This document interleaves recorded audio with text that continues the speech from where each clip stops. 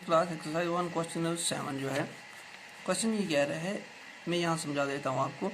A B एक line है, P जो है इसका मिड पॉइंट है, यानी ए बी एक लाइन है, पी जो है इन पूरी लाइन का मिड पॉइंट। मिड पॉइंट मतलब ये हो गया कि पी जो है ए बी को दो हिस्सों में तकसीम कर रहा है। इसका मतलब ये हो गया, जब मिड पॉइंट है तो ए पी जो है, ए पी मैंने 3 डॉट लगाए हैं यहाँ पर, ए पी इक्वल है पी बी के, यानी ये वाला साइड इस साइड के इक्वल है। ठीक, ये एक सिचुएशन दी गई है।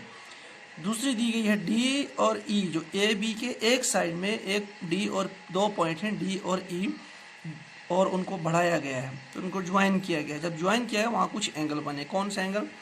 B A D, angle B पूरा एंगल ए और डी, यानी ये वाला एंगल, ये एंगल है equal E B A B E, यानी B A D angle equal है ए बी डी। मतलब शॉर्टकट में समझ लीजिए, ये वाला एंगल, ये पूरा एंगल इक्वल है ये पूरा एंगल बी के बराबर। ये भी आपको दिया गया है, क्वेश्चन में दिया। और तीसरी चीज़ दी गई है एंगल ई पी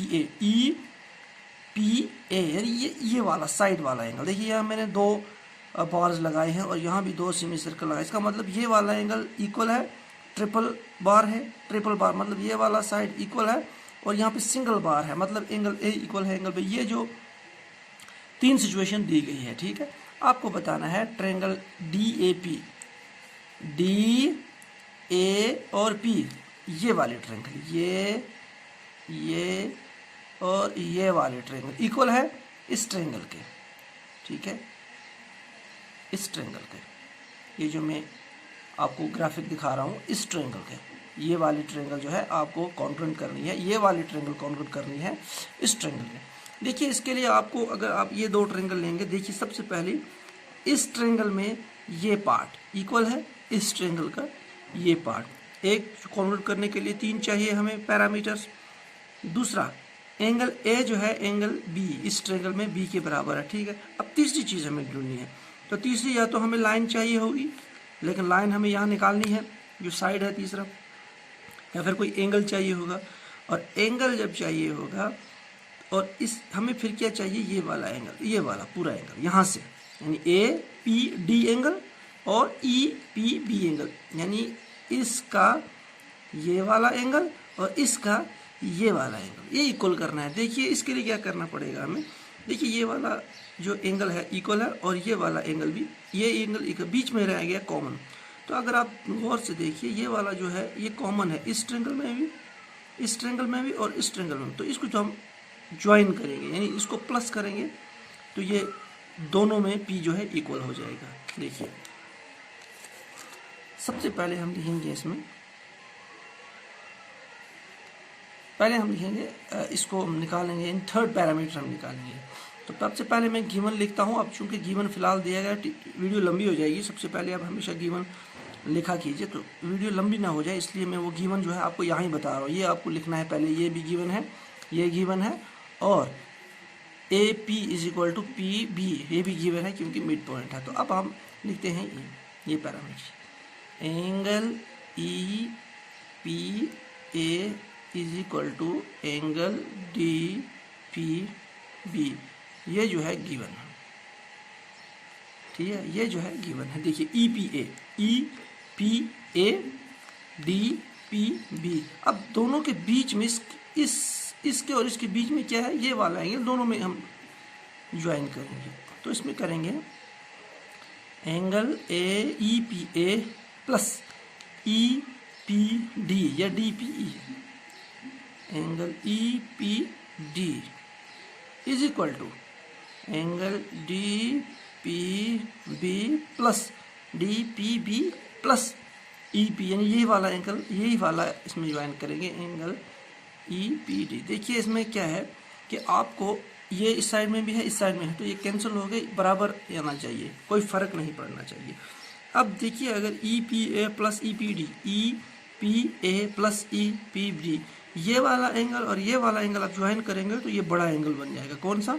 ए पी डी पूरा एंगल। तो ये बन जाएगा angle A P D is equal to, अब देखिए डी और ई पी डी को ज्वाइन करोगे तो ये वाला एंगल बन जाएगा D P E P B, E या डी पी ई लिख सकते हैं या ई पी कुछ भी लिख सकते हैं।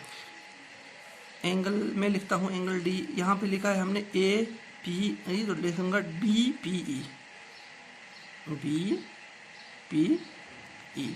इसको आप रख लो इक्वेशन नंबर फर्स्ट, ठीक है। तीसरा पैरामीटर, अब दूसरा parameter now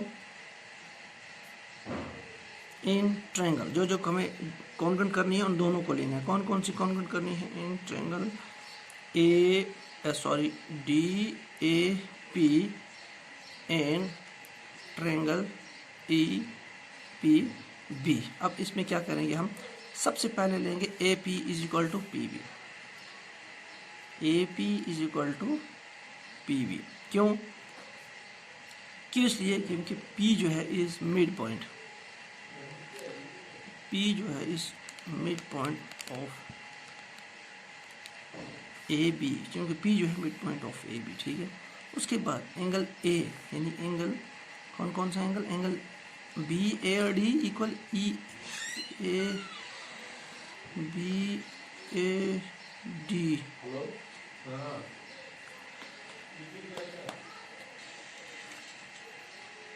angle B A D is equal to angle A B E, B A D is equal to A B, यानी ए एंगल बी के बराबर है। ये है क्वेश्चन में गिवन। एंड थर्ड पैरामीटर क्या है? Angle A P D is equal to angle B P E. ये किससे लिया हमने? बाय फर्स्ट, ये ऊपर हमने प्रूव किया है।